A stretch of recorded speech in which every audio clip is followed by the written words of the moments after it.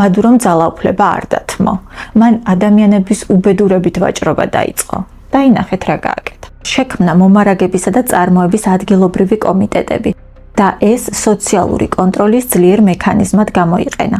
სისტემა ასეთი მეთოდით ფუნქციონირებდა. საკვების პირობითი განაწილება. ღარიბ ოჯახებს მიეწოდებოდათ პროდუქტების ყუთები, რომლებიც შეიცავდა ძირითად პროდუქტებს, როგორებიცაა ბრინჯი, მაკარონი, ზეთი, შაქარი და ასე შემდეგ. მაგრამ ეს ყუთები ყველასთვის არ იყო. მას მხოლოდ იმ შემთხვევაში მიიღებდით, თუ მადუროს დაუჭერდით მხარს. შემოიღეს სამშობლოს ბარათი. საკვებზე შეღავათების მისაღებად მოქალაქეებს უნდა დაესკანერებინათ თავიანთი სამშობლოს ბარათები, რაც მთავრობას საშუალებას აძლევდა თვალყური ედევნებინათ, ვინ მიიღებდა დახმარებას.